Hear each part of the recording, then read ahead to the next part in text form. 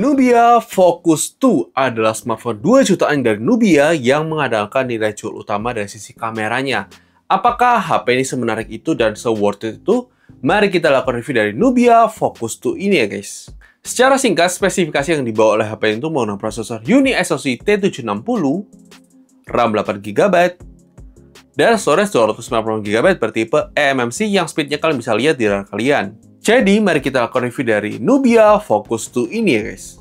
Aspek pertama yang akan kita bahas jelas dari sisi kameranya yang merupakan nilai jual utama dari HP ini.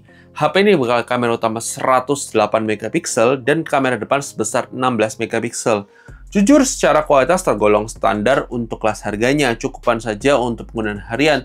Untuk foto-foto sebenarnya masih tergolong oke, dan dynamic-nya juga termasuk lumayan oke selama cahayanya memadai. Selfie-nya juga termasuk oke untuk foto sehari-hari.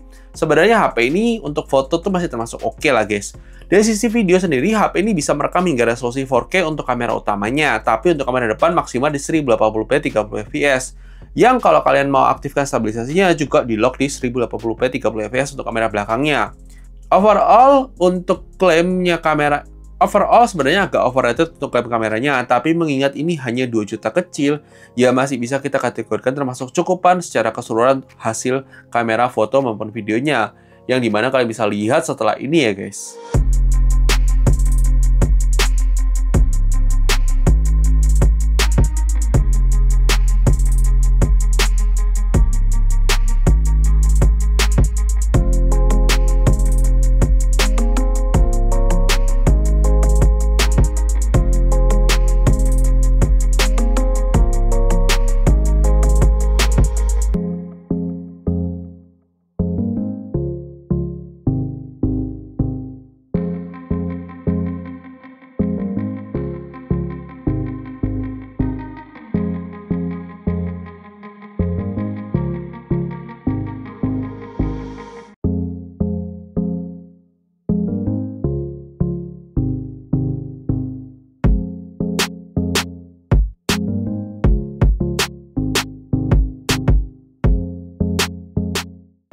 Oke guys, ini dia adalah sampel perekaman kamera depan dari Nubia Focus 2 kalau kita gunakan buat perekaman video. Secara dynamic range termasuk lumayan oke loh guys. Ini kalau kalian lihat langitnya masih kelihatan dynamic range-nya. Untuk warna memang lebih ke pucat untuk skin tone kita, tapi ya overall masih termasuk oke untuk harga 2 jutaan. Tapi gimana mungkin? Apakah menarik atau tidak? Silahkan tulis di kolom komentar ya guys. Oke guys, ini dia adalah sampel perekaman kamera belakangnya kalau kita aktifkan stabilisasinya. Dan ini kita rekam di 1080p 30fps untuk kalau stabilisasinya aktif. Dia bisa 4K 30, tapi stabilisasinya nggak bisa aktif kalau di 4K 30fps. Dan ini termasuk lumayan oke untuk kestabilannya, dan dynamic range-nya juga termasuk oke banget untuk kamera belakangnya. Di kelas harga 2 jutaan ya, menurut kita termasuk lumayan menarik. Stabilisasinya juga oke, bekerja dengan baik. Dan gimana mungkin? Apakah menarik atau tidak? Silahkan tulis di kolom komentar. Oke, ini adalah fitur untuk perekaman 4K-nya. Jadi kalau ini tidak aktif stabilisasinya, jadi lebih shaky ya dibandingkan kameranya. Kalau kita rekam di 1080p 30fps ada stabilisasinya aktif. Tapi secara ini menarik juga ya guys untuk kualitasnya. Tapi gimana menurut kalian? Silahkan tulis di kolom komentar ya guys. Oke guys, ini dia adalah sampel perekaman kamera depan dari Nubia Focus 2 kalau kita gunakan buat perekaman video. Kurang lebih seperti ini dalam kondisi low light ya guys. Ini memang dalam ekstrim low light ya, bener-bener minim sekali cahayanya. Ini termasuk lumayan oke loh, dia nggak boosting banget untuk ISO-nya memang, tapi masih noise-nya masih berasa. Tapi overall untuk secara kualitas sebenarnya masih lumayan oke. Tapi gimana untuk kualitas kamera depannya dalam kondisi ekstrim low light seperti ini? Silahkan tulis di kolom komentar ya guys. Oke, ini adalah sampel perekaman kamera belakangnya kalau dalam kondisi ekstrim low light. Kurang lebih seperti ini untuk kualitas kamera belakangnya. Kalau kena cahaya, dia seperti itu, dia masih belum bisa, dynamic range-nya masih belum terlalu oke. Tapi overall sebenarnya untuk kelas 2 jutaan kecil ya masih wajar sih guys untuk kualitasnya, memang masih cukup aja sih. Tapi gimana Pak? Silahkan tulis di kolom komentar. Lanjut kita bicara soal performance dari HP ini. Jujur secara performance sebenarnya tidak ada masalah. Untuk penggunaan harian tergolong smooth dan tidak ada iklan dalam penggunaan harian.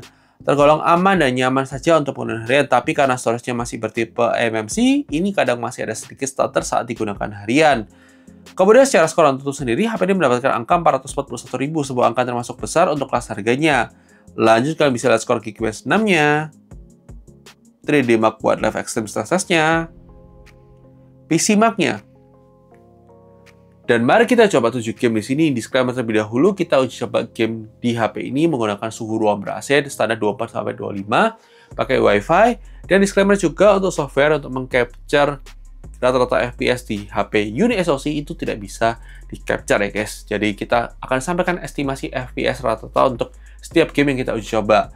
Jadi mari kita bahas. Untuk game Mobile Legends sendiri terbuka setting Ultra, framerate Super, dapat di 80-85 FPS karena ada throttling ya guys. Kemudian game PUBG Mobile dengan setting Balance, framerate Ultra dapat di 40 FPS termasuk stabil. Game Call of Duty Mobile dengan setting Low, framerate High dapat di 60 FPS termasuk stabil. Game Free Fire dengan setting Ultra, framerate High dapat di 60 FPS. Game HOK Mobile dengan setting Ultra, framerate High dapat di 55-57 FPS. Game FC Mobile dengan setting Medium, framerate High dapat di 60 FPS. Game Genshin Impact dengan setting lowest framerate 60 dapat di 35-37 FPS. Selain itu, HP ini tidak punya fitur gaming seperti bypass charging dan tidak punya fitur game space seperti di seri Nubia Neo ya guys. Dan overall kita bisa bilang untuk performanya sebenarnya masih termasuk oke untuk penggunaan harian. Cuma catatan juga untuk manajemen panasnya kurang maksimal untuk gaming karena mudah menghangat juga ya guys. Dan itu yang kita bisa sampaikan soal performance dari HP ini. Lanjut dari sisi layar, HP ini pakai layar 6,67 inch IPS resolusi HD plus refresh rate 120Hz. Sayangnya untuk nonton YouTube di lock di 720p 60 HDR. Wi-Fi-nya juga masih L3 dan di bawah matahari sebenarnya masih termasuk cukup terang, kecuali lawannya untuk terik matahari ya guys. Lanjut dari sektor speaker, HP ini pakai single speaker yang suaranya termasuk cukupan untuk kelas harganya. Kalian bisa dengarkan sampel audio speakernya di video unboxing ya guys. Lanjut dari sisi baterai, HP ini bukan baterai 5000 mAh yang tergolong cukup irit untuk penggunaan harian, masih bisa banget dipakai untuk sehari pemakaian tergantung intensitas penggunaan layar kalian. Kemudian dari sisi charging sendiri, HP ini sudah support 33 watt fast charging yang butuh waktu 2 jam 15 menit untuk full charge ya guys. Lanjut dari sisi security sendiri, HP ini sudah dibekali oleh side fingerprint scanner dan juga sudah ada face unlock.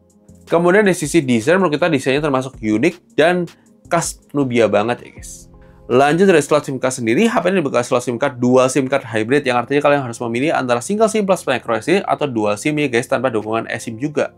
Kemudian dari aplikasi zoom sendiri, HP ini masih belum support virtual background zoom karena chipsetnya belum mendukung ya guys. Lanjut dari sisi fitur sendiri, HP ini sudah punya NFC, sudah support USB OTG, ada jack 3,5 mm dan ada aplikasi FM radio ya guys. Kemudian dari sisi navigasi Google Maps sendiri termasuk aman dan lancar, kita tidak menemukan adanya kendala selama penggunaan harian ya guys. Lanjut dari sisi jaminan update software sendiri, HP ini mendapatkan jaminan update software hingga 1 kali update OS dan 1 tahun security ya guys.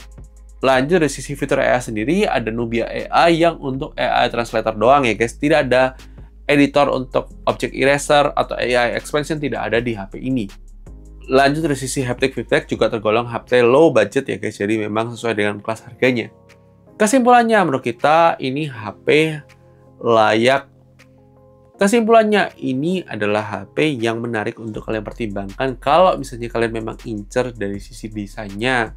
Tapi overall experience-nya sebenarnya termasuk masih cukup oke untuk penggunaan harian. Meskipun memang banyak catatan yang kita sudah sebutkan tadi. Tapi ya, kalau kalian punya pendapat lain, silahkan tulis di kolom komentar. Dan thank you sudah nonton video ini. Jangan lupa like video kalau suka, dislike aja kalau nggak suka. Dan sampai ketemu di video selanjutnya. Oke guys, bye-bye.